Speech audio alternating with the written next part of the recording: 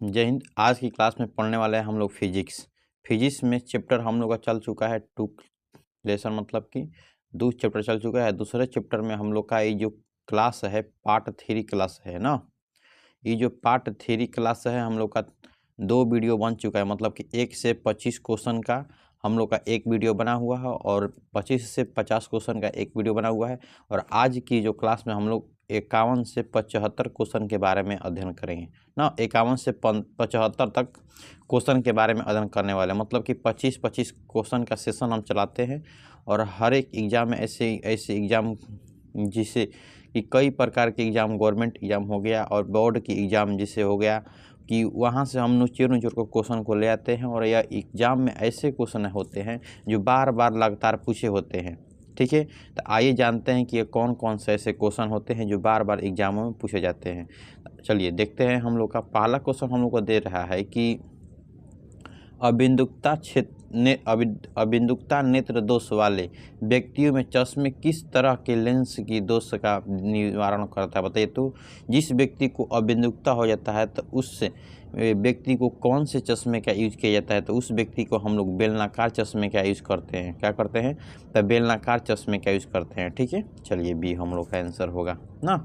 अभी तक आपने पहला वीडियो और सेकेंड वीडियो को नहीं देखे हैं तो उस वीडियो को भी देख लीजिए, तो इस वीडियो को समझने बहुत आसान आपको पड़ेगा। ठीक है, चलिए वीडियो मिल जाएगा आप लोग को प्लेलिस्ट में। जाइए government exam global science study के प्लेलिस्ट में, वहाँ पे जाइएगा कि अगर आप जिस एग्ज़ाम की तैयारी करते हैं तो हर एक एग्ज़ाम की वहाँ पे लिखा गया है नोटिस के माध्यम से, या गवर्नमेंट के करते हैं या आप बोर्ड एग्ज़ाम की तैयारी करते हैं तो उस वहाँ पे जाके आप तैयारी कर सकते हैं और वहाँ से आप वीडियो को देख सकते हैं। प्लेलिस्ट में सब वीडियो पड़ा हुआ है, टॉपिक बाय टॉपिक एकदम अच्छी तरह से बताया गया है ना। चलिए बोल रहा है कि दो रहित नेत्र 25 सेंटीमीटर या अंत के बीच रखी वस्तु को आसानी से देख पाता है तो उसके बीच की दूरी को कहते हैं। बोला है कि दो रहित नेत्र 25 सेंटीमीटर और अनंत के बीच रखी वस्तु को आसानी से देख सकता है। हम लोग का जो दृष्टि परिसर होता है, क्या होता है? दृष्टि जो परिसर होता है हम लोग का, यह आसानी से दे सकता है। ठीक है, हम लोग का ए आंसर होगा। चलिए 52 नंबर क्वेश्चन हम लोग का दे रहा है कि मानव नेत्र 2 है अतः इसका दृष्टि क्षेत्र होगा। जो मानव नेत्र है अतः इसका दृष्टि क्षेत्र होगा। मानव नेत्र 2 है अतः इसका दृष्टि क्षेत्र होगा 180, 150, 160, 120। तो बताइए तो मानव नेत्र 2 है, इसके दृष्टि क्षेत्र कितना होगा? तो 180 होगा। मान लीजिए हमारा है जो नेत्र हो गया ना, है नेत्र हो गया, देख सकता है, इधर भी देख सकता है, दिखेगा ना, इधर भी दिखेगा, मतलब कि पूरा इधर के भाग को दे देगा, देख लेगा तो कितना देखा? 180 देखा कि नहीं? 180 डिग्री देखा कि नहीं? पीछे वाला भाग को नहीं देखेगा, लेकिन आगे वाला तो भाग देख रहा है पूरा, नहीं तो ना। जब इतना भाग को देख लेगा तो 180 डिग्री देख रहा है। तो बहुत कॉमन सा बात है। चलिए अब 54 नंबर क्वेश्चन में बोल रहा है कि दूर दृष्टि वाले आँख साफ साफ देख सकती है। बताइए, मतलब कि दूर की वस्तु साफ साफ दिखती है और जो नज़दीक की होती है ना, नज़दीक की वस्तु साफ नहीं दिखाई देती है, दूर की वस्तु साफ दिखाई देती है। दूर की वस्तु की दृष्टि वाले आँख साफ साफ देख सकता है, दूर की वस्तु को ए होगा हम लोग का आंसर। ठीक है, चलिए अब बोल रहा है कि 54 ना 55 आता है कि दीर्घ दृष्टि दोष का क्या कारण हो सकता है। बताइए तो जिस व्यक्ति को दीर्घ दृष्टि का दोष हो जाता है उसके क्या कहते हैं? तो अभिनेत्र लेंस फोकस दूरी तथा अत्यधिक हो जाना।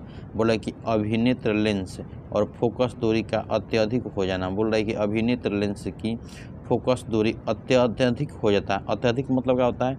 अधिक का होना, अधिक हो जाना ना। क्या चीज़ को? तो फोकस दूरी को। ऐसा समझ में और समझ में आया होता है। आंसर हम लोग का डी हो जाएगा। अब बोल रहा है 56 नंबर क्वेश्चन हम लोग का आ रहा है। 56 नंबर क्वेश्चन, अभिनेत्र लेंस की फोकस दूरी में परिवर्तन किया जाता है। अभिनेत्र लेंस की फोकस दूरी में क्या परिवर्तन किया जाता है? जो पंछावी पेशियाँ जो होती है, जो हमारे आँखों को बांध कर रखते हैं। मान लीजिए हम लोग का ही आँख हो गया, ये जो उत्तल लेंस होते हैं, इन दोनों कोर पर क्या करता है? उत्तल लेंस को बांध कर हम लोग का पंछावी पेशियाँ रखता है ना। पंछावी द्वारा इसको बोलते हैं, पंछावी पेशियाँ रखती है। इन्हीं को बोला कि अभिनेत्र लेंस की फोकस दूरी में परिवर्तन किया जाता है ना। पंछावी पेशियाँ इससे बांध कर रखता है। यहाँ से क्वेश्चन पूछता है कि आँख को कौन बांध के रखता है? तो पंछावी पेशियाँ। ऐसा समझिए। और समझ में आया होगा, तो हम लोग का सी आंसर होगा ना। अब बोल रहा है कि रेटिना प्रकाश को परिवर्तित करता है, बताइए वास्तविक प्रतिबिंब बनाता है। क्या बनाता है? जो रेटिना होता है हम लोग का प्रकाश को परिवर्तित करता है विद्युत ऊर्जा में, विद्युत सिग्नल में, वास्तविक प्रतिबिंब में। क्या करता है? वास्तविक प्रतिबिंब में हम लोग का रेटिना होता है। सी होगा आंसर, ठीक है। सिंगल बोल रहा है, बी आंसर वास्तविक प्रतिबिंब। ये तो वास्तविक उल्टा बनता है, बनने का फॉर्म होता है जी, वास्तविक उल्टा बनने का फॉर्म होता है ना, वो चीज़ नहीं पूछता। यहाँ पे सिंगल के फॉर्म पूछता है कि क्या काम होता है, तो सिंगल देता है ना, ठीक है। तो बी हम लोग का आंसर। ई बोल रहा है ना कि कहने का मतलब है कि जो प्रतिबिंब है रेटिना है, रेटिना का कार्य क्या होता है? सिंगल को देना, ऐसा में ब्रेन को सीधे सिंगल देता है कि ये चीज़ यहाँ पे है। नेत्र दान करने वाले व्यक्ति की आयु सीमा होती है, बताइए। जो व्यक्ति जो नेत्र को दान करता है उसकी आयु कितनी हो सकती है? 10 वर्ष भी, 25 वर्ष भी, 60 वर्ष भी, सभी हो सकता है। ऐसा थोड़े है कि व्यक्ति जो 10 साल का है वो अपने नेत्र को दान नहीं कर सकता है, कोई भी कर सकता है। 2500 वर्ष मतलब कि कोई भी व्यक्ति अपने नेत्र का कर सकता है दान। नेत्र ने मतलब कि ये ना समझिएगा जो हम लोग का नेत्र दान करते हैं, नेत्र में हम लोग कर्निया की दान करते हैं। क्या बोलते हैं? कर्निया के हम लोग दान करते हैं, याद रखिएगा। ये जो ब्लैक वाला जो पार्ट होता है उस पर चमकीला पार्ट होता है, ऐसा होता है, इसी के भाग हम लोग आँख पर ले जाके सटा देते हैं। ऐसा समझें, ऐसा नहीं कि पूरा आँख को दान होता है, यही नेत्र कर्निया का दान हो जाता है तो हो जाता है, ठीक है। लेंस के रूप में भी कर्निया हम लोग लगाते हैं। किसी के सुने हो कि लेंस लगा है तो कर्निया का ही परत डाला जाता है। अब बोला कि मृत्यु के पश्चात कितने घंटे के अंदर नेत्र निकाल लेना चाहिए? 2 से 3 घंटा नहीं, 4 से 5-6 घंटे। किसके? 4 से 6 घंटे के अंदर हम लोग अगर नेत्र को क्या कर सकते हैं? निकाल सकते हैं ना। मृत्यु हो जाने के पश्चात भी 4 से 6 घंटे के अंदर हम लोग क्या कर सकते हैं? नेत्र को दान कर सकते हैं भीतर इसके अंदर ना, या तो 5 से अधिक, 4 से अधिक, ठीक है। 6 से कम, 4 से अधिक समय के अंदर, ठीक है। अब बोल रहा है कि इनमें से कौन व्यक्ति नेत्रदान कर सकता है? संक्रामक रोगों से पीड़ित, मधुमेह रोगी या दमे का रोगी। तो बताइए तो इसमें से कौन हो सकता है? मधुमेह रोगी बोल रहा है कि इनमें से कौन व्यक्ति नेत्रदान कर सकता है? जो मधुमेह के रोगी है, एक है जो दमे के रोगी है, ये हो सकता है। संक्रमण जो रोग से पीड़ित है, संक्रमण रोग जो कई दिन से रोगों से पीड़ित है वो नहीं कर सकता है। मधुमेह और दमे के रोगी ना, ये चीज़ को यही व्यक्ति दान कर सकता है। तो हम लोग का डी आंसर होगा, बी सी दोनों, ठीक है। अब बोल रहा है कि कौन रंग है जिसका खतरे के सिग्नल में उपयोग करते हैं? तो खतरे के सिग्नल में हम लोग लाल ही रंग का प्रयोग करते हैं। ऐसा में सुने होंगे कि जो यहाँ पे अगर ड्रिल के पट्टी के बगल में आपकी घर होगा तो देखिए होंगे कि लाल सिग्नल बढ़ रहा है, देखो मतलब कि स्टॉपेज हो रहा है, और हरा बढ़ रहा है तो गाड़ी खुल रही है।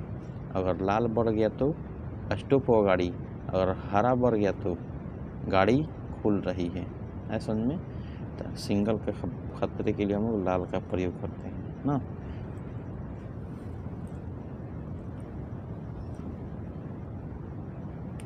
श्वेत प्रकाश जब प्रिज्म से होकर गुजरता है तो रंग सबसे अधिक विचलित होता है, बताइए। जो श्वेत प्रकाश होता है, जब हम लोग प्रिज्म से जब श्वेत प्रकाश को जब गुजारते हैं तो सबसे अधिक विचलन किसका होता है? ये क्या नाम है इसका कि विचलन किस रंग का होता है? तो विचलन की बात करते हैं, जब श्वेत प्रकाश जब गुजारते हैं तो हम लोग के 7 रंगों में विभक्त हो जाता है। कितने रंगों में? 7 रंगों में, 2 2 4 6 7 रंगों में विभक्त हो जाता है। अब विचलन की बात करते हैं तो हम लोग का जो बैगनी होता है, जो वायलेट होता है, इसका क्या होता है? विचलन अधिक मात्रा में हो जाता है हम लोग का बैगनी का, ठीक है। सी हो जाएगा आंसर। अब विचलन सबसे कम किसका होता है? तो लाल रंग का होता है, ठीक है। विचलन सबसे कम इसका होता है लाल रंग का। अब पूछा कि तरंगदैर्ध्य किसका अधिक होता है? तो लाल रंग का जो तरंगदैर्ध्य होता है, लेमडा, जो क्या होता है? अधिक होता है, जबकि बैगनी रंग का जो लेमडा होता है तरंगदैर्ध्य क्या होता है? कम होता है। इसको याद रखिए, कई बार एग्जाम में पूछा हुआ है। लेमडा के मतलब होता है तरंगदैर्ध्य ना, तरंगदैर्ध्य होता है लेमडा के मतलब। 43 नंबर क्वेश्चन बोल रहा है कि प्रकाश एक पतली झिल्ली से होकर नेत्र में प्रवेश करती है। इस झिल्ली को कहते हैं, जो प्रकाश होती है एक पतली झिल्ली से होकर प्रवेश करती है, उस पतली झिल्ली जो बताया है वही हम लोग का है कर्निया है। ऐसा में तो बी आंसर हो जाएगा हम लोग का। चलिए नेक्स्ट क्वेश्चन पे हम लोग चलते हैं। नेक्स्ट क्वेश्चन हम लोग को दिया है, बोल रहा है कि 64 नंबर क्वेश्चन, प्रिज्म से होकर सूर्य तथा श्वेत प्रकाश गुजारने पर श्वेत प्रकाश 7 रंगों में विच्छेदित हो जाती है। इनमें से लाल रंग का प्रकाश का विचरण होता है। बताइए बोल रहा है कि लाल रंग का जो प्रकाश का जो विचरण का प्रकार है, प्रिज्म से होकर सूर्य के श्वेत प्रकाश गुजारने पर श्वेत प्रकाश का 7 रंगों में विच्छेद हो जाता है। तो लाल रंग प्रकाश का विचरण, लाल रंग के जो प्रकाश का विचरण क्या होता है, कम होता है। बैंगनी प्रकाश से अधिक, हरे प्रकाश से कम, आसमानी से कम। बोल रहा है कि सभी रंगों से कम क्या होता है, सभी रंगों से कम होगा ना। सबसे कम बोले भी कहेंगे सबसे कम होता है। ठीक है, डी आंसर होगा। अब बोल रहे हैं हम लोग का कि 65 नंबर क्वेश्चन हम लोग को दिया स्क्रीन पर, चूजे की दृष्टिपटल में कौन सी केशिकाएं नहीं होती हैं? बताइए तो। संकलाकार कोशिका, संसलाकार कोशिका, शंकु कोशिका, ऊपर दिए गए कोशिका, इनमें से कोई नहीं। शंकुकार जो होता है इनमें नहीं होता है। चूहे में, चूहे होगा जी, चूहे नहीं होगा, चूहे होता है। चूहे में दृष्टिपटल में कौन सी केशिकाएं नहीं होती हैं? तो शंकुकार नहीं होता है ना। तो 65 का हम लोग का बी होगा आंसर। अब बोल रहा है 66 नंबर के, सूर्योदय या सूर्यास्त के समय गोला दिखाई, मतलब कि गोला दिखता है, गोलाकार, अंडाकार, चपटाकार है या घनाकार? बताइए तो। चपटाकार दिखाई देता है। क्या होता है, सूर्योदय सूर्यास्त के समय जो सूर्य होता है चपटाकार दिखाई देता है प्रकाश के अपरावर्तन के कारण ना। सूर्योदय और सूर्यास्त क्या होता है कि 2 मिनट के लिए, 2 मिनट का होता है, 2 मिनट पहले और 2 मिनट अंत में क्या होता है, 2 मिनट पहले दिखाई देता है और 2 मिनट अंत तक दिखाई देता है सूर्योदय और सूर्यास्त के समय। क्वेश्चन पूछता है कि सूर्योदय और सूर्यास्त के समय कितने मिनट का दूरी मिनट होती है? तो 2 मिनट की। ठीक है। अब बोल रहा है कि प्रकाश का परावर्तनांक किस वर्णक के लिए अधिकतम है? बताइए तो। प्रकाश का अपवर्तनांक किस वर्ण के लिए अधिकतम है? सिर्फ प्रकाश नहीं जी, कांच है। कांच का होगा, कांच ही तो वहाँ पे दिया था, कहाँ देख लिए हैं, कांच ही दिया है जी। कांच का अपवर्तनांक किस वर्ण के लिए अधिकतम है? लाल का, पीला का, बैंगनी का, सामान्य का? बताइए तो। बैंगनी का होगा। क्या होगा? बैंगनी का। कांच का अपवर्तनांक किस वर्ण के लिए अधिकतम है? तो बैंगनी के लिए। अब बोल रहा है कि लाल गुलाब को हरे प्रकाश में देखा जाए तो वह कैसा प्रतीत होगा? काला होगा। लाल पर जिसमें प्रकाश पूरा लगेगा तो कैसा हो जाता है? काला हो जाता है। सी होगा आंसर। ठीक है। अब बोले प्रकाश का प्राथमिकरण वर्णक होता है, लाल होता है। कौन होता है हम लोग का? लाल, नीला, हरा तीनों होता है प्राथमिकरण ना। लाल होता है, नीला होता है, हरा होता है, तीनों हो जाता है। तो हम लोग का डी आंसर होगा। प्राथमिक रंग है। बोला है कि अति सूक्ष्म कण किस तरह के प्रकाश को परिकिरण करते हैं? अति सूक्ष्म कण किस तरह के प्रकाश को परिकिरण करते हैं? लाल के, पीला के, नीला और बैंगनी। बताइए तो। अति सूक्ष्म जो कण होते हैं किस तरह के प्रकाश को प्रतिकिरण करते हैं? तो वो हम लोग का होता है नीला होता है। क्या होता है? नीला। तो सी होगा आंसर हम लोग का। ठीक है। अति सूक्ष्म कण किस तरह के प्रकाश को परिकिरण करते हैं? तो नीला हो जाएगा ना। नीला को सूक्ष्म कण जो होते हैं प्रकाश के परिकिरण करते हैं, प्रकाश के परिकिरण करते हैं, नीला का। सी होगा। चलिए 71 नंबर क्वेश्चन हम लोग को दे रहा है कि बोल रहा है कि किस प्रिज्म से होकर गुजारने वाले प्रकाश के लिए आपतन कोण आई, परावर्तन कोण आर निर्गित कोण का मान होता है? बताइए। निर्गित कोण का मान वो बोल रहा है तो आई के बराबर जो होता है आपतन कोण के क्या होता है, निर्गत कोण क्या होता है, बराबर होता है। ठीक है, तो हम लोग का आंसर होगा अब डी होगा। हाँ चलिए, ये बोल रहा है 72 नंबर क्वेश्चन बोला है कि वास्तविक सूर्योदय और आभासी सूर्यास्त के बीच लगभग कितने समय का अंतराल होता है। अभी बताएं हम लोग का 2 मिनट का होता है, अभी बताएं हम लोग 2 मिनट का होता है, याद रखिएगा। ठीक है,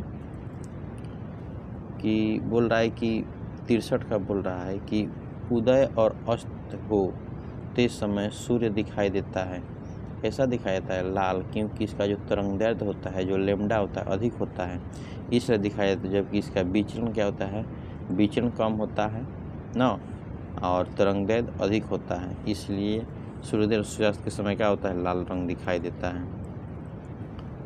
अब बोल रहा है कि 74 नंबर क्वेश्चन की एंगस्ट्रॉन का मान होता है, एक एंगस्ट्रॉन के अगर मान बात करते हैं तो 10 के पावर -10 सेंटीमीटर होता है। क्या होता है, सेंटीमीटर नहीं, मीटर होता है। सेंटीमीटर होगा तो क्या होता है कि 8 होता है, 10 होगा तब मीटर होगा ना।